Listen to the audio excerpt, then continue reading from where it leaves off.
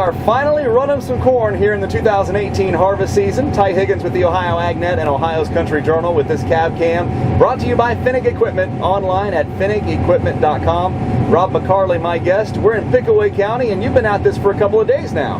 Yep, we started 2 days ago. We didn't know what the moisture was going to be, but then when we got into it, found out it's about 20% moisture, between 20 and 21% moisture. That's kind of the exception to the rule because of the way this ground is. You got a lot of gravel here.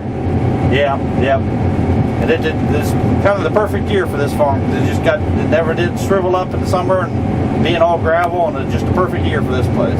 Well, almost perfect. You got in a little later than you wanted to plant. When was this planted, and what kind of hybrid you got here?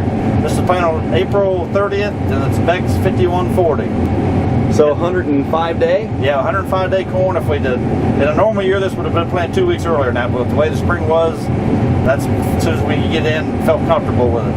No worse for the wear. I like watching that monitor. Yeah, you can't hardly complain about that. I'm afraid though this is going to be our best corn because it's on the perfect ground for the perfect year. No drowned out spots. Yeah, that ain't gonna get much better than this for us, I don't think. You're not supposed to start in your best field. What's the rest of the season gonna be like now? Yeah, that kind of depresses you when you know it's downhill from here.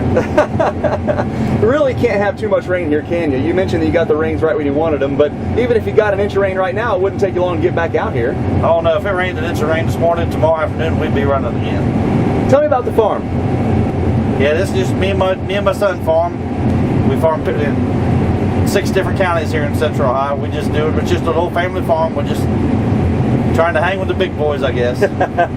You get quite a ways. You mentioned the logistics of your farm. You're all the way down to, what, Chillicothe and all the way up to New Albany? Is that how far you stretch? Yeah, we stretch from Chillicothe to New Albany. That trip to New Albany's got to be fun. If people don't know, that has gotten more and more urban, and there's not a whole lot of farming up there, so I have to imagine getting this big rig up there is quite an operation too. Yeah, the trip through town is kind of an adventure every day. I figured out a good time to go is either right in the middle of the day or in the middle of the night. That's the only 2 times to go up through there. Are the beans about ready?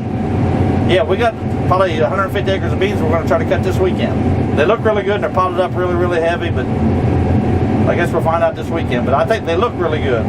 The monitor right now reading 262, and I know that we're probably in some pretty good spots of the field here, but that's a lot of corn. Where are you taking it? We took some to the elevator here in Circleville, and then all we're running today is going home, putting the dryer, and putting the bin. Marketing's got to be kind of tough right now. How do you go about doing that?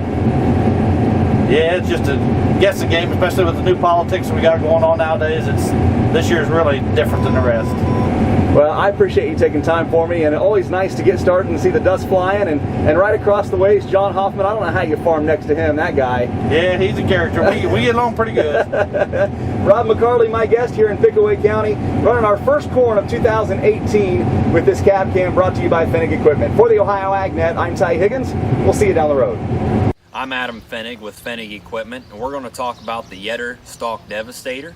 The Stalk Devastator mounts right underneath your corn head to manage residue. It's going to flatten and crimp those stalks as you harvest your corn this fall. But mainly, it's also going to save your tires from stubble damage. So in one pass, as you put your corn head down, we're going to break those stalks open and maximize your return on investment this fall.